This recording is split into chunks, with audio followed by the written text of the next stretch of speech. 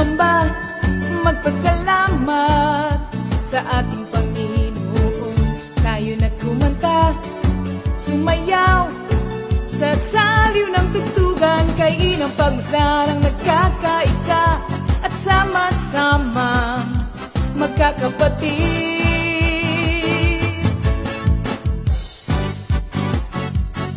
Tayo na sumamba, kumanta, tayo na sumamba, sumayaw kay Jesus. Kayo na at sumamba, magpasalamat sa ating Panginoon. Tayo na kumanta, sumayaw sa saliw ng tugtugan, kay inang pagmasdan ang nagkakaisa at sama-sama magkakapatid. Kay Jesus ang iyong problema. Magdasal, maghintay, magtiwala.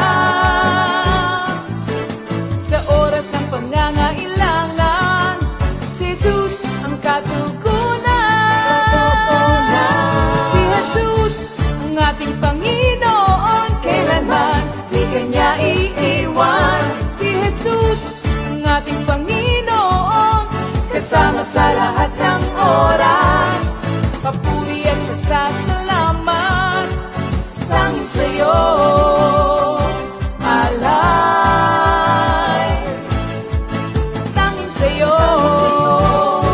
alay.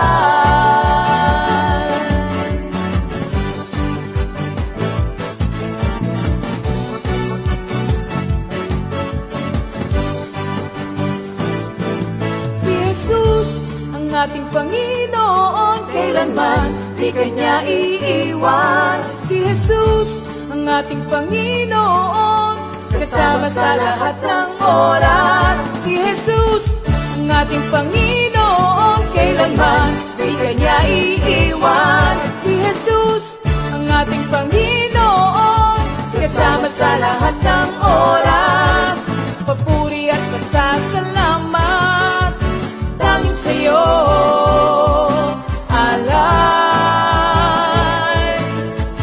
Tanging sa'yo, alay.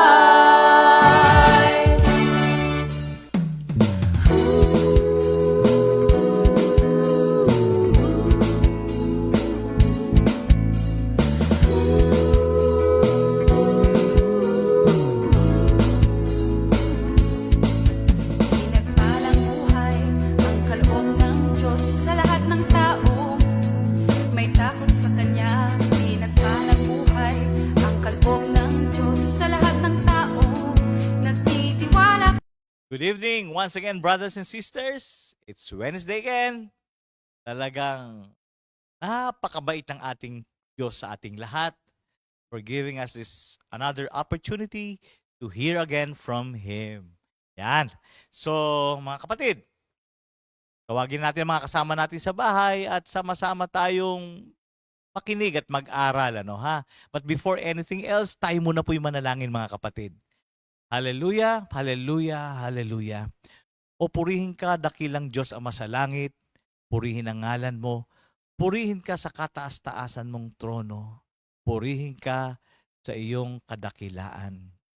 Ama, maraming salamat sa gabing ito na pinagkaloob mo sa amin. Na kami makakarinig muli ng mabuting balita. Hindi lang po mabuting balita, magandang balita. Lord, tunay nga po na kulang ang aming kaalaman upang maunawaan namin ang bawat salitang aming marinig. So we ask for the guidance of your Holy Spirit to be upon us. Give us the understanding that we need for every word na aming maririnig sa gabing ito. At Lord, patuloy ko pong tinataas sa iyo mga kapatiran namin na nasa daan pa. Panginoon, Lord, bring them safe sa kanilang mga tahanan, bagamat nag-tune in na rin sila, maski nasa biyahe pa, Panginoon. Lord, Magkalooban sila ng bukas na pandinig, bukas na puso, pang-unawa sa bawat salita na maririnig nila sa gabing ito. Thank you, Father God. At may your name be glorified once again sa gabing ito. We bring you the highest praise, the highest glory, and honor. In Jesus' name we pray. Amen. Okay. So, kaya ng dati, before anything else, tayo ay makinig ng magagandang awitin na pinagkaloob ng ating Panginoon sa ating mga kapatiran. No, let's sit back and relax, listen, enjoy, or sing with sabayan po natin ang mga awiting ating maririnig. Ano, ha?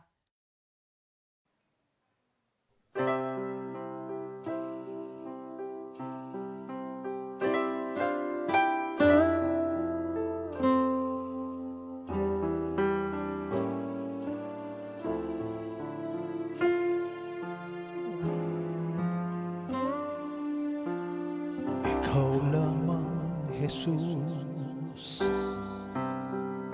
ang aking Panginoon.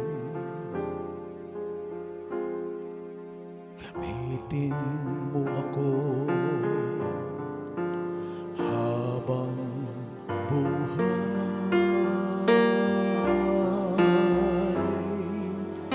Walang iba sa puso ko kundi ikaw, Jesus, mananatili kang tapat sa habang panahon.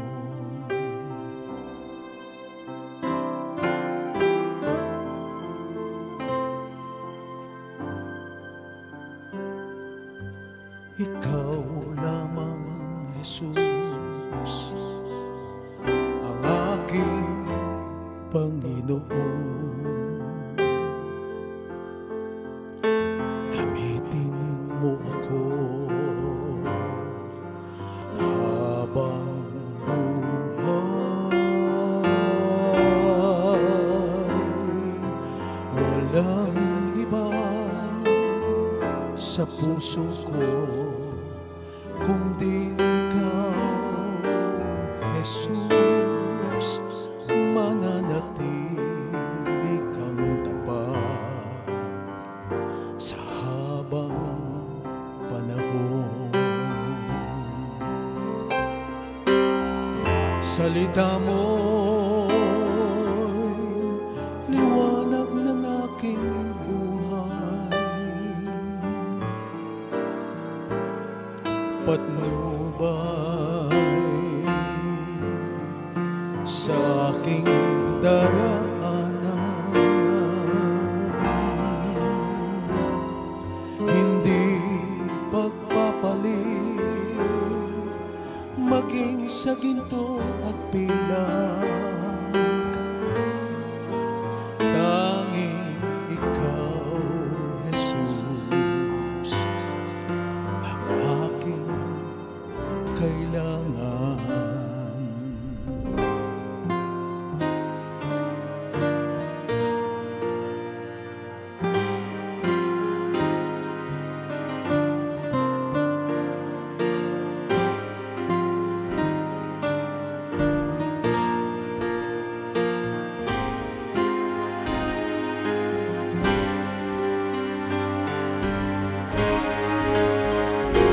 Salita mo, liwanag ng aking buhay. Patnubay sa aking daraanan. Hindi pagpapalit maging sa ginto at pilak. Tanging ikaw, Jesus, ang aking kailangan. Salita mo'y liwanag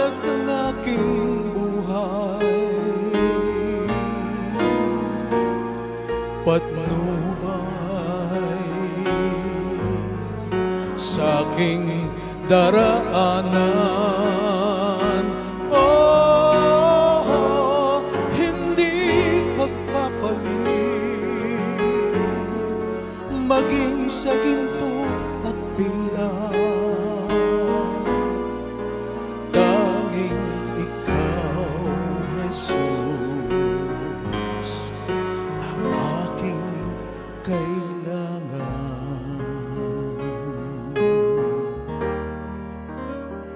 Tanging ikaw, Jesus,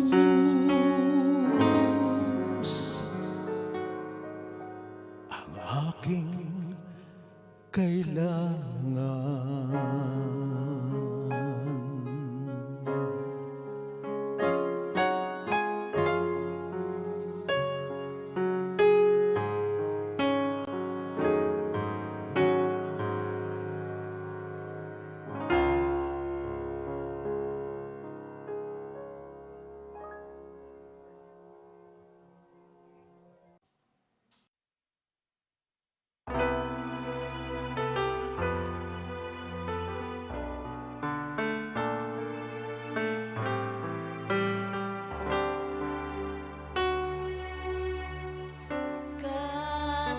Katangi-tangi ang pangalan mo, Panginoong Yesus. Walang iba sasambahin kundi ikaw lamang, Panginoon. Bawat saglit ng buhay ko, bawat pintig ng puso ko, sasambitin ng labi ko'y ikaw, Jesus. Katangi-tangi ang pangalan mo, Panginoong Yesus. Walang ibang sasambahin kundi ikaw lamang, Panginoon. Bawat saglit ng buhay ko, bawat pintig ng puso ko, sasambitin ng labi ko'y ikaw, Jesus.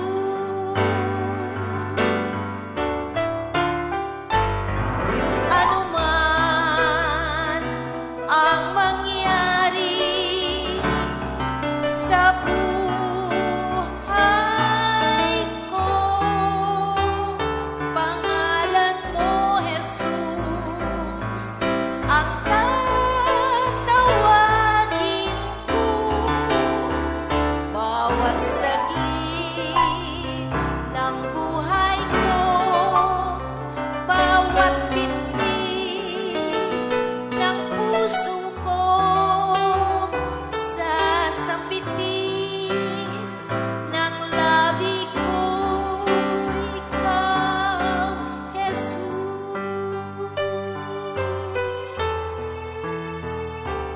Sasambitin ng labi ko, ikaw, Jesus.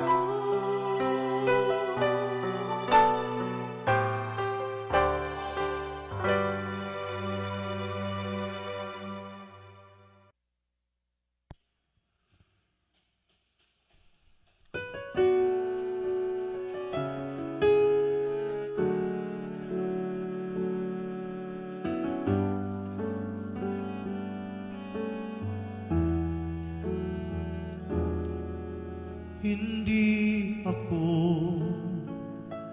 mangangamba pagkat kasama kita. Hindi ako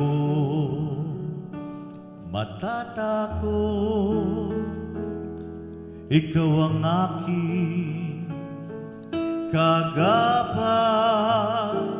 Pangako mo'y tinutupad. Salita mo'y maaasahan. Pag-asa ko'y tanging ikaw, Panginoon.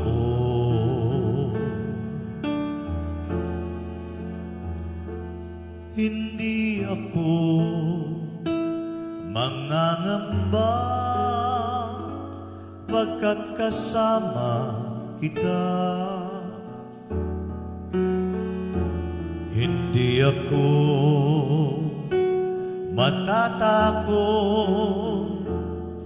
Ikaw ang aking kagapay. Pangako mo'y tinutupad. Salita mo'y maaasahan. Pag-asa ko'y tanging ikaw, Panginoon. Sabi ni Jesus, kung ikaw ay mananatili sa akin, at ang aking salita'y mananatili sa iyo, hingin mo ang iyong maibigan at ipagkakaloob sa iyo. Kamangha-mangha ang iyong mga gawa, Panginoon.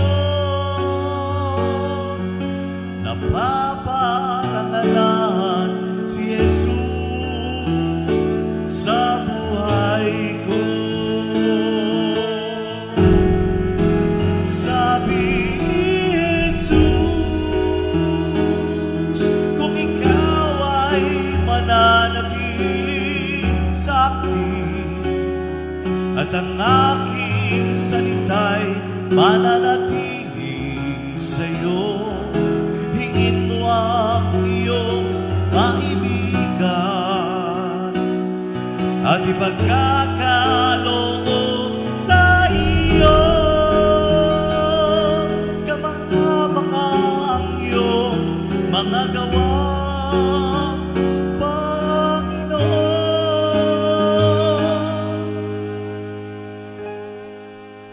Nagpaparangalan si Jesus sa buhay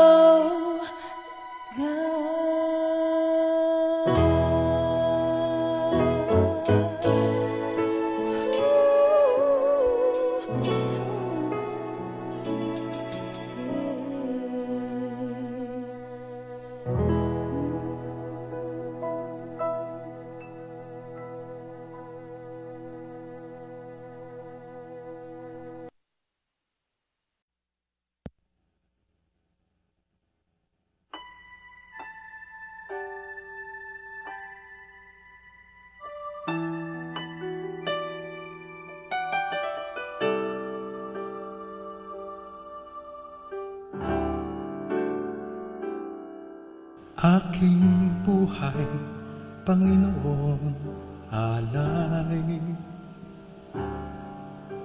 Karangalan, kalakasan, taglay. Kunin mo, O Diyos, gamitin mo, Jesus, pagkat ito'y nilikha mong mula. Aking buhay, Panginoon, alay. Karangalan, kalakasan, taglay. Kunin mo, Diyos, gamitin mo, Jesus, pagkat ito'y nilikha mong mula sa iyong trono. Pangalan mo'y sasambitin, papupurihan ka, O Diyos, sa iyong trono. Kalwalhati ay mamamalas ko sa iyong trono. Pangalan mo'y sasambitin, papupurihan ka, O Diyos, sa iyong trono. Kalwalhati ay mamamalas ko. Nilikha mo ang lahat, sa langit man o sa lupa. Buhay na tinataglay, sa akin ay iyong bigay. Sa iyong trono, pangalan mo'y sasambitin, papupurihan ka, O Diyos, sa iyong trono. Kalwalhati ay mamamalas ko sa iyong trono. Pangalan mo'y sasambitin, papupurihan ka, O Diyos, sa iyong trono. Kalwalhati ay mamamalas ko sa iyong trono. Pangalan mo'y sasambitin, papupurihan ka, O Diyos, sa iyong trono. Kalwalhati ay mamamalas ko sa iyong trono. Pangalan mo'y sasambitin, papupurihan ka, O Diyos, sa iyong trono. Kalwalhati ay mamamalas ko.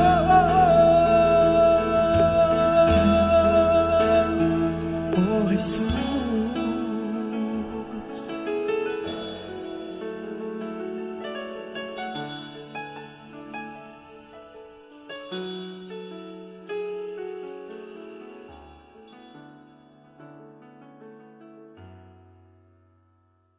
Yes, glory, hallelujah sa mga awitin na ating nadinig sa gabing ito.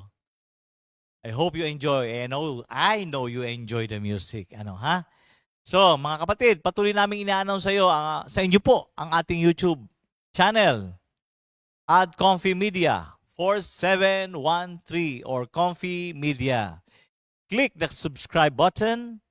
Let's watch, like, share the videos. Yan, ha? Yan na po. Makikita nyo pag na-open nyo yung ating site. Ano, ha? Yan. Yung mga activities, past activities, seminars, concerts. Yan. Ang sarap panoorin yan, mga kapatid.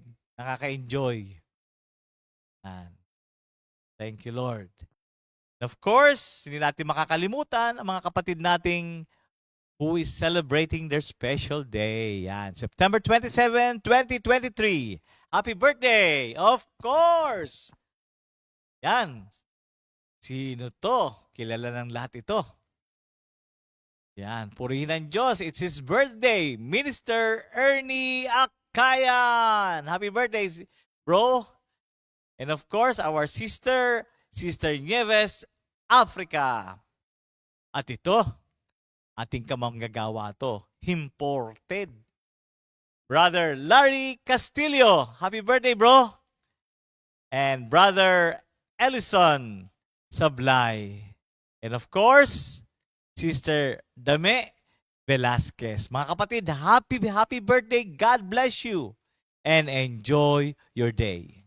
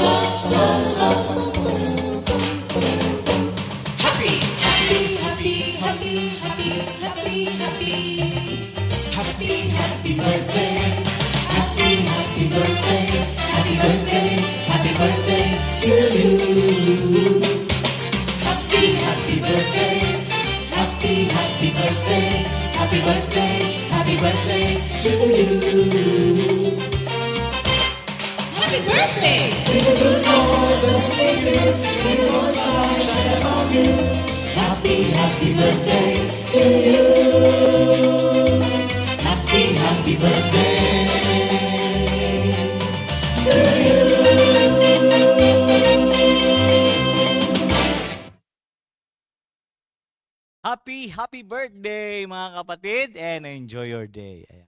Thank you, Lord. So let's welcome our praise and worship team. Tawagin natin mga kasama sa bahay para sama-sama tayo magpuri sa ating dakilang Diyos.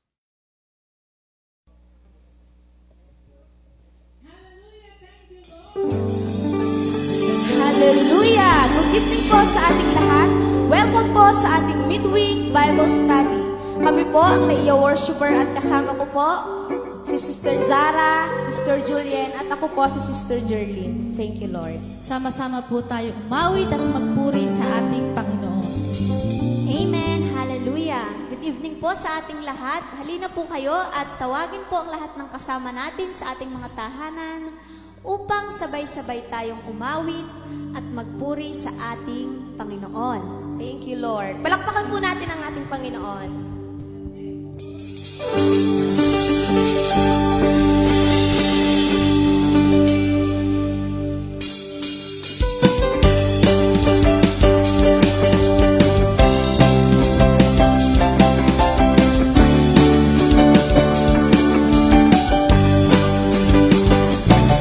Mahal ko ang Panginoon, pagkat ako'y dinirinig niya ako sa dalangin ko't ibig. Ako'y kanyang dinirinig, tuwing ako'y tumatawa. Kung ako ay tumatawa, sinasagot niya agad. Mahal ko ang Panginoon, pagkat ako'y dinirinig niya ako sa dalangin ko't ibig. Ako'y kanyang dinirinig, tuwing ako'y tumatawa. Kung ako ay tumatawa, sinasagot niya agad. Manalig ka o puso ko, sa Diyos ka magtiwala, pagkat siya ay mabuti, di marunong magpabaya. Manalig ka o puso ko, sa Diyos ka magtiwala, dalangin ko't dalangin mo, dinirinig niya. Mahal ko ang Panginoon, pagkat ako'y dinirinig niya ako sa dalangin ko't ibig. Ako'y kanyang dinirinig, tuwing ako'y tumatawa. Kung ako ay tumatawa, sinasagot niya agad. Manalig ka o puso ko, sa Diyos ka magtiwala,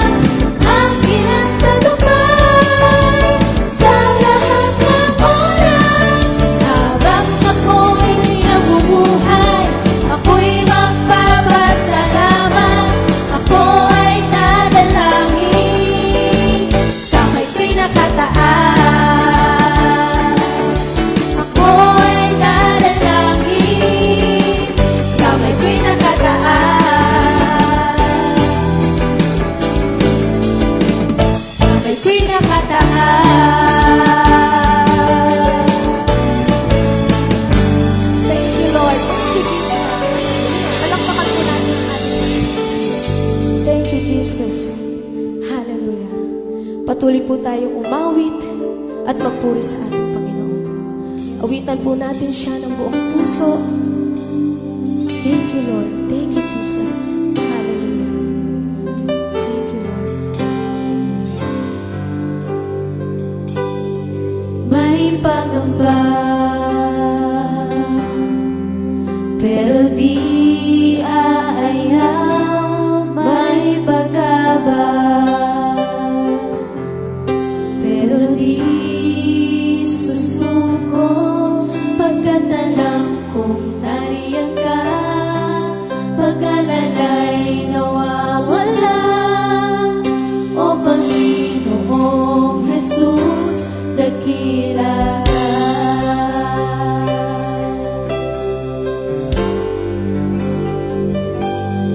May pangamba,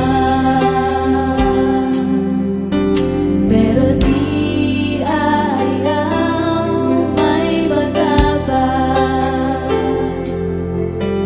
pero di susuko. Pagkat alam kong nariyan ka, pag-alalay nawawala. O Panginoong Jesus, dakila ka. Dakila ka, O Jesus, sa pagitan pangalan mo, kabuti ay ihayag sa buong mundo. Wala nang hahanapin pa, tanging sa'yo lamang umaasa. O Jesus, sambahin ka.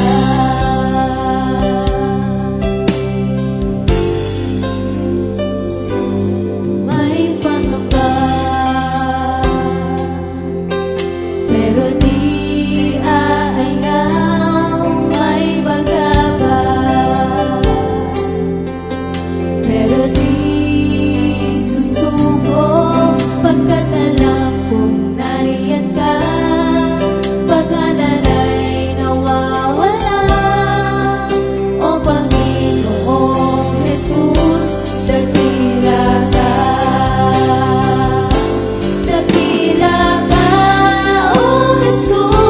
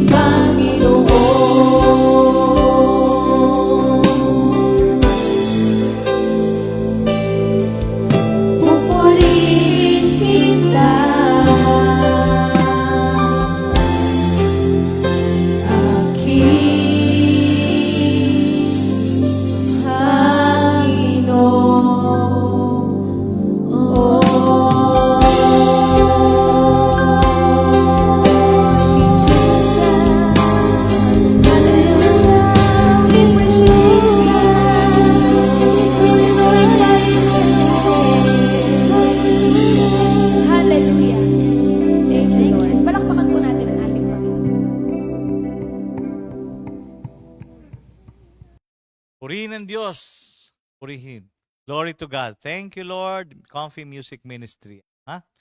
So, eto na tayo sa mahalagang bahagi ng araw nito, which is sa word natin, sa pagpapatuloy ng ating series, Prayer in every Old Testament book of the Bible. Ngayon naman po, iisa-isahin natin ang Hebrew alphabet ayon sa pagkakasulat sa chapter 119 of Psalms. And for tonight, nasa verses 49 to 56. Ha? 49 to 56, mga kapatid.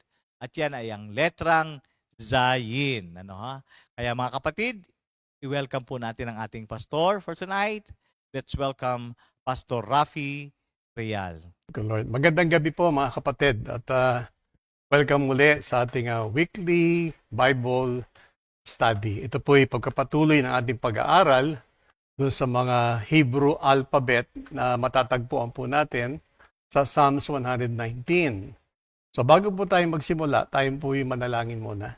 Panginoon, maraming po salamat muli sa pagkakataon na ipinagkaloob niyo po upang pag-aralan, Panginoon, itong mga salita mo. Lord, na kami po'y gabayan, Panginoon, at maging malinaw, maliwanag sa amin ang mga pag-aaral na magaganap ngayong gabi. Gamitin po ninyo ko, Panginoon, bilang iyong tagapagsalita. Sa pangalan ni Jesus, Amen. So yung pong ating pag-aaral ngayon ay dito pa rin po, the same chapter, sa Psalms 119, simula po sa verse 49 hanggang 56.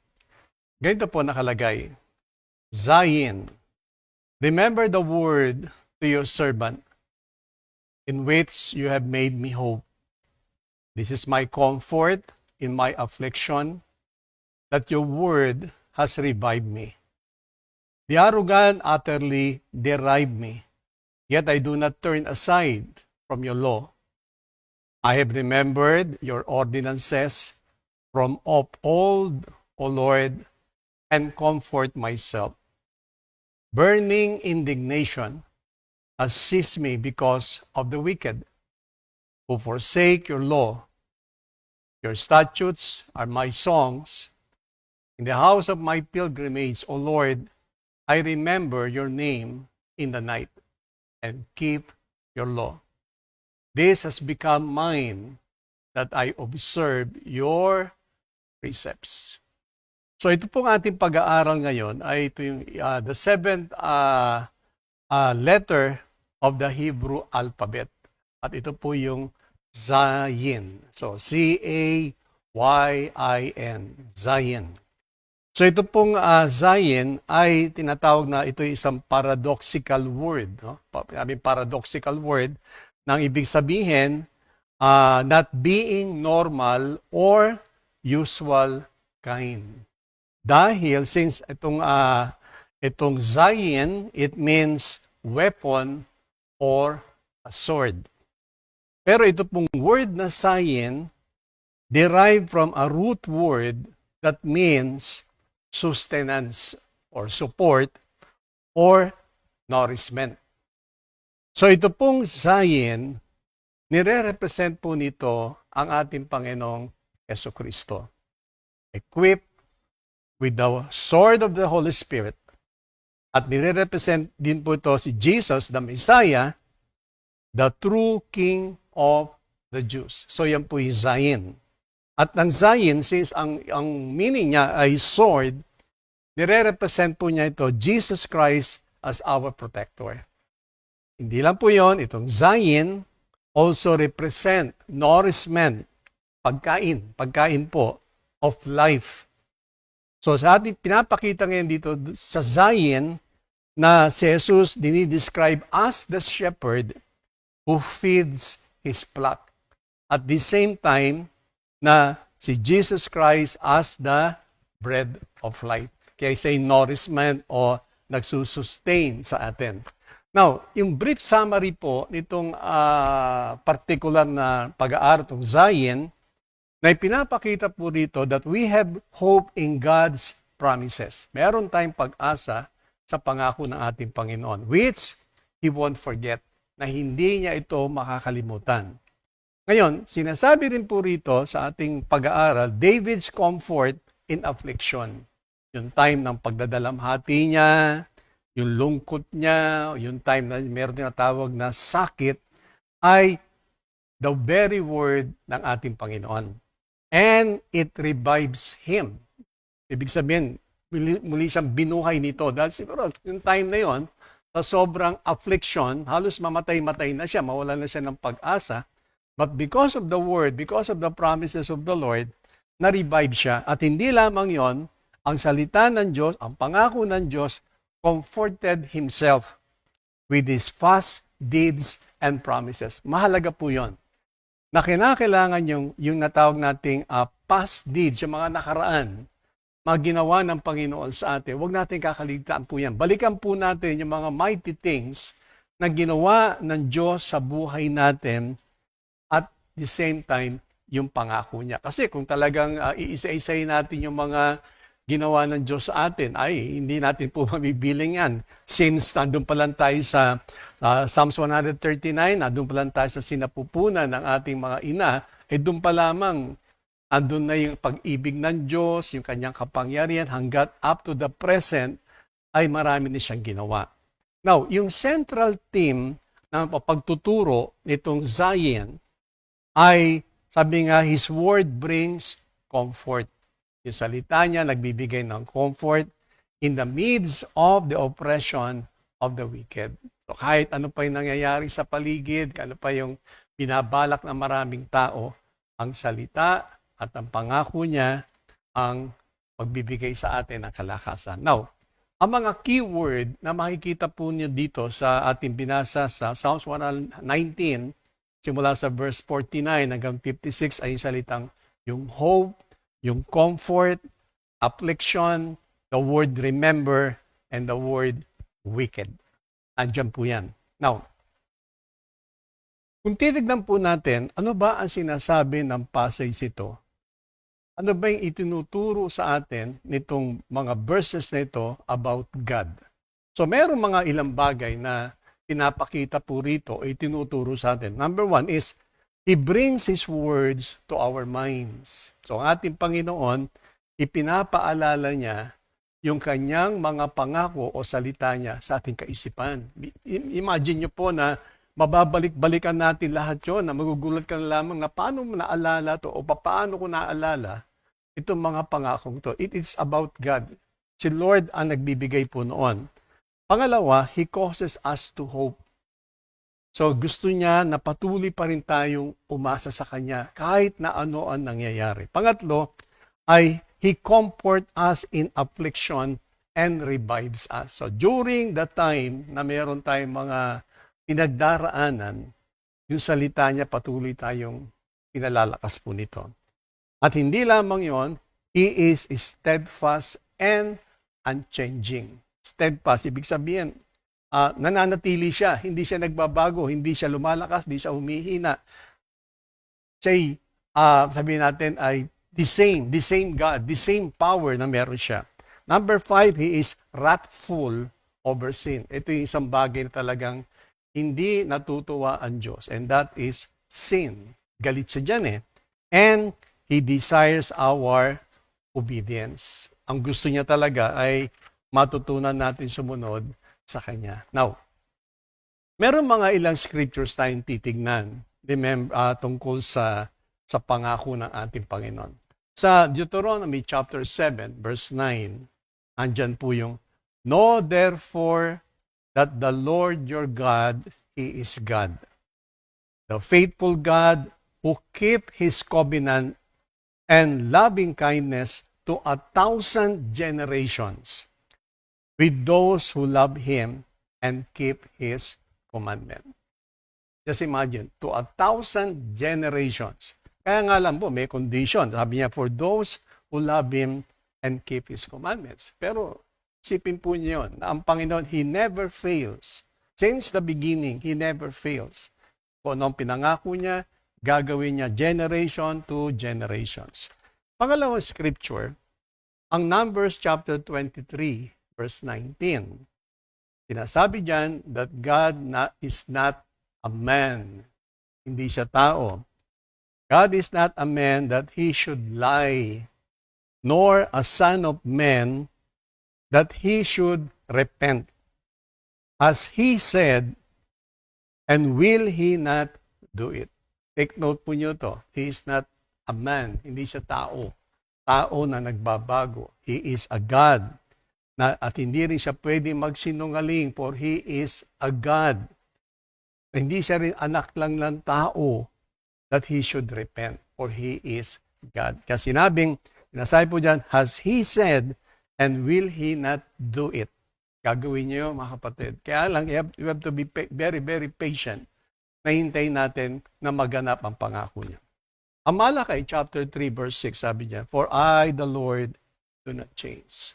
He never changed. Hebrews 13 verse 8, Jesus Christ is the same yesterday, today, and forever. He never changed. And ang Hebrews chapter 6, verse 13 to 18. Hayaan yung basahin ko po to. Napakaganda nito eh. Hebrews chapter 6. Hebrews chapter 6. Simula po sa verse 13 hanggang 18. So ito po ang sinasabi rito. For when God made the promise to Abraham, since he could swear by no one greater, he swore by himself, saying, I will surely bless you, and I will surely multiply you. And so, having patiently waited, he obtained the promise. For men swear by one greater than themselves, and with them an oath given as confirmation is an end of every dispute. Sabi niya po. In the same way, God, desiring even more to show to the heirs of the promise the unchangeableness of his purpose, interposed with an oath, so that by two unchangeable things in which it is impossible for God to lie, we who have taken refuge would have strong encouragement to take hold the hope set before us. So sinasabi ito sa book of Hebrews that yung kanyang promises, his word, and his oath, yung pangako niya. Kaya yun ang ating pangahawakan, mga kapatid, that God will always fulfill what He has promised. Now, the word remember, kasi binanggit po dyan the word remember, sa Merriam-Webster Dictionary, it means to bring to mind, or think of again, or to retain in the memory. Yan yung sa Webster Dictionary. But, sabi nga po, it comes from the Latin rememorari. Yan, rememorari. Which combines again, and memorari, be mindful of. So ngayon, it doesn't necessarily apply that one has forgotten the thing done is mindful of. Para sinabing remember, hindi ibig sabihin nakakalimutan eh. Ang sinasabi po, but rather that it is on one's mind. So ibig sabihin, nandun na sa kaisipan ng Panginoon yun. Nasa kaisipan niya yun eh.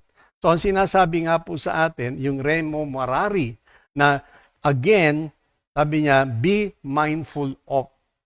Ngayon, so for God to remember means for God to have it on God's mind. Yan ang ibig sabihin ng remember. Hindi dahil sa nakalimutan niya yon, kundi nasa kaisipan na ng Panginoon ang lahat ng sinabi niya at pinangako niya. Amen. So hindi nakalimutan ni Lord yon. At never na makakalimutan ng Panginoon every single word na pinangako niya. At ito ay sabi nga, sinasabi na nga po na kumbaga, established na. Hindi na mababago yun.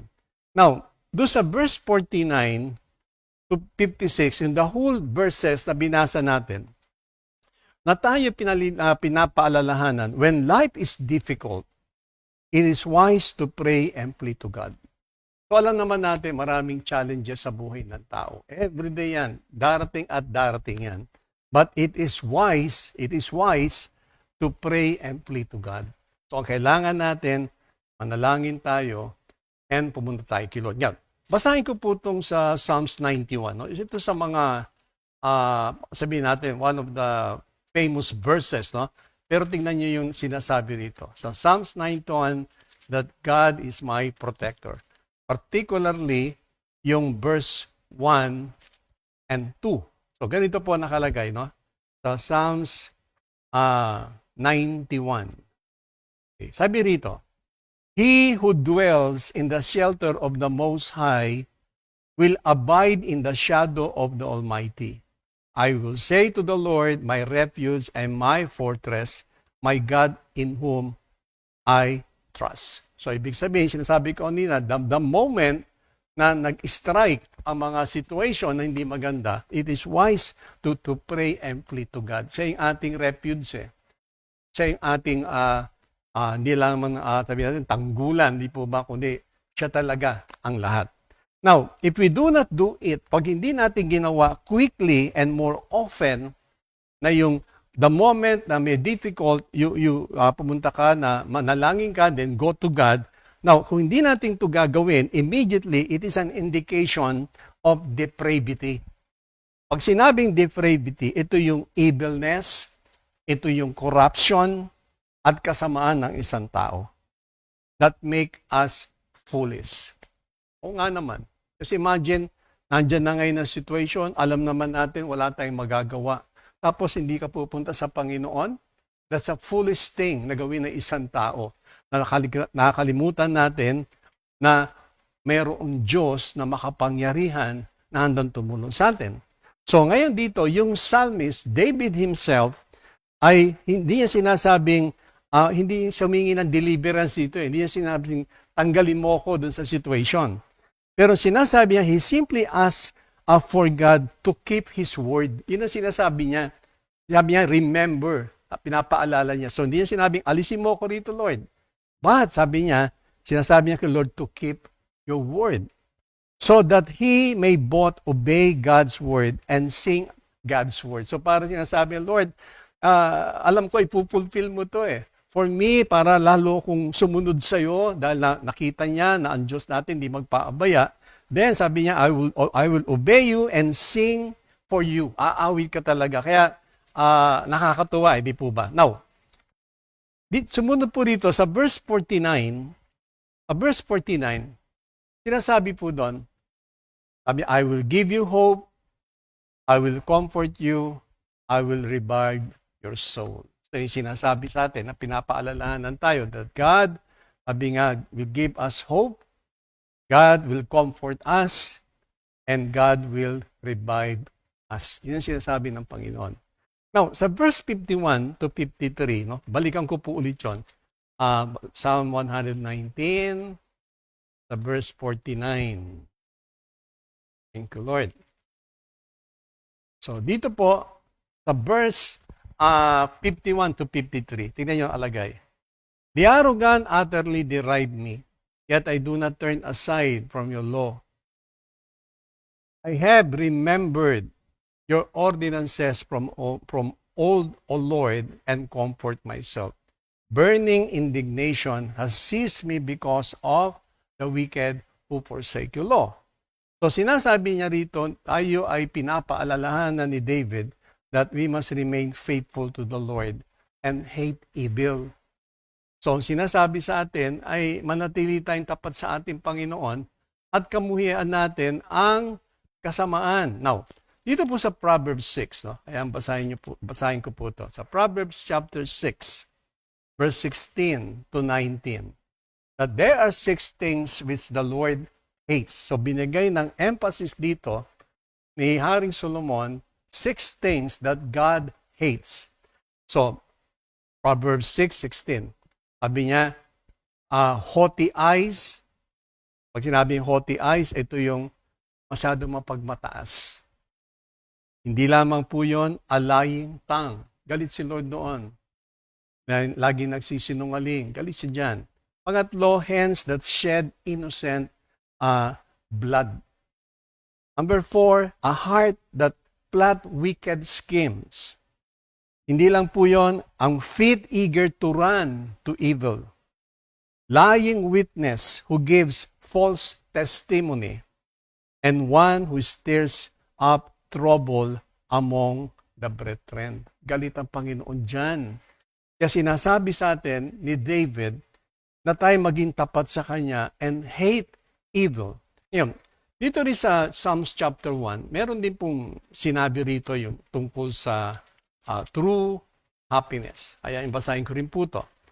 Psalms chapter 1, simula sa verse 1 hanggang verse 3. Sabi rito, how blessed is the man who does not walk in the counsel of the wicked, nor stand in the path of sinners, nor sit in the seat of scoffers. But his delight is in the law of the Lord, and in his law he meditates day and night. He will be like a tree firmly planted by streams of water, which yields its fruit in its season, and its leaf does not wither, and in whatever he does, prosper. Yun ang maganda po doon sinasabi sa atin. Kaya, nire-remind tayo, sabi, you hate evil. Kamuhian natin yan. Hindi tayo dapat maging kaparti niyan, at dapat hindi tayo maging kasama sa mga bagay na hindi maganda. Now, sa verse 454, balikan po natin, Psalms 119, verse 54. So, ang sabi rito hanggang verse 56, your statutes are my songs in the house of my pilgrimage. O Lord, I remember your name in the night and keep your law. This has become mine, that I observe your precepts. So dito naman po ang sinasabi sa atin na sing to the Lord as we go, sabi, through the difficult times. So during difficult times, sinasabi sa atin, let's sing to the Lord. Umawit tayo sa Kanya. Kasi nga yung awitin ay nagre-revive sa atin. So hindi lamang yon. Alam niyo po ba ang mga Kristiyano? Ang mga Kristiyano is a singing religion. We are a singing religion. Lahat tayo, umaawit tayo, nagpupuri tayo sa Panginoon, kaya nga hindi tayo maunawaan ng maraming tao. In the midst ng mga tawag nating affliction, mga problema, ang ginagawa natin, umaawit tayo sa Kanya. Which is, yun ang gusto ng ating Panginoon. Now, may mga ilang bagay tayong dapat maunawaan dito sa verse 54-56. 1, we rejoice in the Lord. So, pag sinabi rejoice in the Lord, God's word is a source of joy and singing for believers. It's a source of joy. Yun lang ating kaligayahan. Ay ang salita ng Diyos at hindi lamang singing for believers. Tayo lahat, we are all believers. So, kailangan huwag tayong huminto umawit sa Kanya. Now, bilang as a sojourner, sinasabi sa atin, pag sinabing sojourner, tayo temporary lamang dito sa mundong ito na on this earth. So we are not just passing through in this life. This is not our home. Hindi po ito ang ating lugar, mga kapatid. Meron talagang inihanda ang Diyos para sa atin lahat. Kaya nire-remind tayo, but while in here, habang tayo nandito, do not stop doing good things while here on earth. So in spite of yung mga tinatawag natin mga afflictions, mga problema natin hinaharap, still, huwag tayo huminto, gumawa na mabuti habang tayo ay narito. Kasi may mga tao na kapag sobra na yung kanilang dinaranas, nag-e-end up sila sa alam niyo yung backsliding, bumabalik sa lumang pagkatao, which is hindi tama. Kasi yung tinatawag natin mga pinagdaraanan natin, ito yung mga ways ng ating Panginoon para makilala natin ng lubusan kung sino ang Diyos nito. Ang mahalaga doon, may pangako ang Diyos na hindi tayo pababayaan. Now, so sinasabi din sa atin, not just rejoice in the Lord, but meditate on His name. Meditate. Dito pinapakita, O Lord, I remember your name in the night. Binanggit po dyan, bakit nga tingnan nyo, sa verse 55, O Lord, I remember your name in the night and keep your law. Bakit nga ba sa gabi? Kasi po, ang night is the season of quietude. Pag sinabing quietude, ito yung time ng katahimikan, time ng kapahingahan, wherein tahimik ang buong kapaligiran. Di po ba? Kaya ang night is the season of solemnity, a formal or ceremonious observance of an occasion or event. So, ibig sabihin, ito na yung time sa gabi na night is the season of reality. Bakit is a night of season of reality? Well, sa umaga kasi, nakikita natin ang lahat ng bagay, mighty things nakikita natin, pero hindi natin masyado siya mabigyan ng pansin o ma-appreciate dahil sa masyado tayong busy. Lahat tayo maraming ginagawa, marami tayong nakikita, marami tayong naririnig. So hindi natin mabigyan ng tamang pansin yung ginagawa ng Diyos. So sa gabi kasi, di ba pag gabi, sabi nga ito yung time ng kapahingan, time of solemnity, is the very time na kung saan ire-recall mo yung mga bagay na naganap sa araw na yon. Ano ba yung nangyari sa araw ngayon? Lahat yung maaalala mo Sa gabi, maaalala mo siya. Maring ano ba yung nagawa kong hindi tama, na mga bagay na ginawa kong tama, maaalala natin yun. It's a time of meditation. Yun sinasabi ng psalmist. It's a time ng kanyang devotions and meditations tungkol sa ginawa ng Diyos na sa buhay niya. Kaya sinabi niya, remember, O Lord, I remember your name in the night. Sa gabi natin maaalala lahat ng mga mighty things na ginawa ni Lord. Kaya nga, sa gabi, misa, maaaring madaling araw, ginigising tayo ng Panginoon. Pag ginising nga tayo, maaalala nyo lahat na ano ba yung ginawa ko, ano yung mga ginawa ng Diyos, mga gandang bagay na ginawa. Babalik yun Amen, amen. Now, tuloy tayo. Sa verse 56, this has become mine that I observe your precepts. So, ang sinasabi na the psalmist, David himself, commends the word of God by showing what blessed effects it had produced in him. Yung sinasabi niya rito, that is, this has become mine, that I observe your precepts, para bang nire-recall niya na ano ang naging epekto nito sa buhay niya. Kayo po, tanungin ko po kayo, ano naging epekto ng Word of God sa inyong buhay? That this causes you na magbago, mag-surrender kay Lord. Tingnan natin, So, sinasabi ni David, kinokomment niya ang Word of God na pinapakita niya what blessed effects it had produced in him. Now, the blessed effects ngayon na pinakita ni David that he became obedient, that he served God faithfully, and find happiness in God's alone. Concentrate tayo dito. So, kung ano naging blessed effect nung salita ng Diyos, it made him be obedient. Sumunod siya sa Panginoon. Sa Deuteronomy chapter 28, sa verse 1 and 2, pero mas maganda, basahin niyo po yung buong verse 1 to 14, wag na yung 15. Verse 1 to 14 ng Deuteronomy 28, pero basahin ko lang po yung verse 1 and 2. Sabi rito, now it shall be, if you diligently obey the Lord your God, be careful to do all His commands, which I command you today, the Lord your God will set you high above all the nations of the earth. All these blessings will come upon you and overtake you if you obey the Lord your God. Ito isa sa mga paborito kong verse sa chapter 28 ng Deuteronomy. Parang pinipicture ko sa aking mind, by the grace of God, if I obey God faithfully, all this blessing will accompany and overtake me. Imagine niyo po yun. Kasama mo yung blessing, naglalakad ka, sasalubungin ka pa ng blessing. At yun ang nangyari kay David. Ang naging blessed effect ng word sa kanya that it made him to obey God. Tayo din. Alam niyo po, let's pray to God na bigyan tayo ng puso na sumunod sa Kanya. Secondly, sabi nga, what does it take to be a faithful servant of God? Kasi yung second niya, sabi niya, he served God faithfully. Yun ay isa sa mga blessed effect na nangyari kay David, na he served God faithfully. Now, ano bang ibig sabihin nun? Pag sinabing serving God faithfully, a servant of God is willing to submit his own plan to God.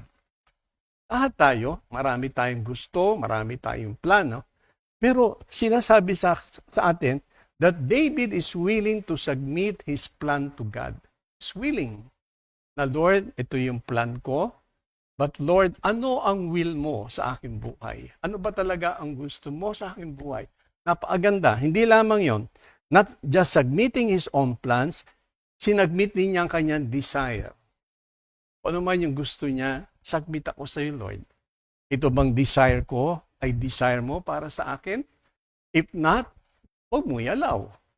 Pero kung itong aking dinidesire ay desire mo para sa akin, Lord, you have all the sovereignty na maganap ito. At hindi lamang yung desire niya, and rights to follow the promptings of the Holy Spirit. Kita niyo mga kapatid, to be a servant, to be a faithful servant of God, tatlong bagay. Kailangan you have to submit to Him. All your desires must be submitted to Him. And rights to follow the promptings of the Holy Spirit. Pag sinabing prompting, ito yung leading ng Holy Spirit. Hindi tayo. Hindi yung sarili natin ang nasusunod. Kasi pag nakitang-kita naman po pag sarili mo ang nasusunod Kasi maraming struggles. Maraming nangyayari. Di po ba? Pero pag ito leading ng Holy Spirit, lahat magiging maayos lahat. Sa isang iglap, magaganap. At makikita po ito ng lahat ng Kristiyano. Lahat ng tao, parang, ba't masyado maraming struggle? Minsan, nagkakamali, akala natin it is, kumbaga, gawain ni Satanas. Pero, let us be honest sa ating sarili. Is it God or is it Satan? Alam naman natin, si Satan, walang kapangyarihan sa atin. Si Lord, meron. So, kung there's so much struggle, there's something wrong. Baka hindi na ang Holy Spirit ang nagli-lead at kaya sinasabing kailangan fully submitted na yung desire, baka naman yung desire natin ang nasusunod na at hindi na siya. At sinasabi rin sa atin, tayong lahat, no? Tayo, once we submit to God and we obey God, tayo ay willing to pay the price. Meron kasing cost of being a disciple of God. Ang Matthew chapter 16 verse 24, napakalinaw sinasabi dyan. Sabi doon na, deny yourself, carry the cross, then follow me. So pinapakita niya ang unang-unang kalaban in doing the will of God ay yung sarili. Kasi gusto natin gawin yung gusto natin Yan naman po talaga ang totoo. Hindi natin gustong gawin yung gusto ng Diyos. Then, sinasabi, carry the cross. Sa ating paglilingkod sa Kanya, there is always the burden of sacrifice. Meron lagi yan. Magsasacrifice yan. Then, sinabi niya, then you follow me. Nakita niyo mga kapatid? Now, how to find happiness in God alone? So, paano ko makikita ang tunay na kaligayahan sa Diyos lamang? Well, number one, ay sinasabi sa atin na get to know God. Get to know Him. Kilalanin mo siya. Kilalanin natin siya. Sino siya? Ano nga ba ang kanyang role sa buhay natin? Tandaan natin, siya yung ating Creator. Psalms 139, sinasabi doon, He knows everything about us. Jeremiah 29:11, alam niya ang future natin. So get to know Him. Get to know Him. At alam ko, 100% walang masama sa plano ng Diyos sa buhay nating lahat. 100%. Amen. So we have to know God. Pangalawa, interact with Him. Pag sinabing interact, well, learn to communicate with Him. Matuto tayo makipag-usap sa Kanya, listen to Him, interact.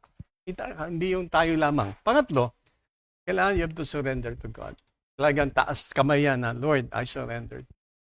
Dahil sabat ka nagsusurrender, alam natin, nasa Kanya ang full authority, full sovereignty sa lahat ng bagay. So why not surrender to God, to a living God? Hindi lamang you have to admire Him. Di ba, Lord, kamangha-mangha ang iyong gawa. Kamangha-mangha ang ginagawa mo sa buhay namin. Hindi lamang, you have to serve God. Yan ang sinasabi sa Isaiah 43:7, I created you to give me glory. At wala pong option, kundi we have to serve God. Whether you like it or not, you have to serve God. Kasi yan yung purpose ng creation natin, and that is to serve God. And lastly, you have to thank and praise Him. Talaga yung pagpupuri sa Kanya ay hindi dapat kakaligtaan. Magpasalamat araw at gabi, huwag natin kakaligtaan niya, mga kapatid. For He is a God. Now, sa ating conclusion, no? Dito po sa Lamentations o Ecclesiastes, no? Ecclesiastes chapter 2 verse 26. Sinasabi dito, to the person who please Him, God gives wisdom, God gives knowledge, God gives happiness. But to the sinner, He gives the task of gathering and storing up wealth to hand it over to the one who pleases God. This is meaningless, sabi ni Solomon, at chasing after the wind. Pero take note po nyo, sinabi doon, ang wicked, sabi, but the wicked, the sinner, he gives the task, binigay sa kanila ang gawain to gather, mag-gather sila ng mga riches, store up wealth, but, sinasabi, but only to hand it over to the one who pleases God. Nakita niyo po ba ang difference? Kaya tayo, ini-encourage o inikayat ni David, let's hope to God. Umasa tayo sa Kanya. Ang pangako, gagawin niya, mga kapatid. Kaya sabi ni Solomon, this too is meaningless. O nga naman, like, para ba sinasabi ang buhay ng tao without God is just like chasing after the wind. Pwede mo bang habulin ng hangin? Of course not. Hindi natin kaya. Kaya, how I pray, mga kapatid, no, kagaya ni David, na sinasabi niya sa atin, umasa tayo sa Kanya. Umasa tayo na ang pangako niya that He will always fulfill, for He is a God who never lie. O noon sinabi niya, gagawin niya sa time na iseset niya. Pero sabi niya, tinuturoan tayo ni David, we must always thank and we must always praise God. Thank you, Lord. So magandang gabi po sa inyo lahat, mga kapatid. At patuloy tayong magpuri at magpasalamat sa Panginoon. Sa pangalan ni Jesus, Amen. Thank you, Lord. 2 Timothy 2:2. Hallelujah.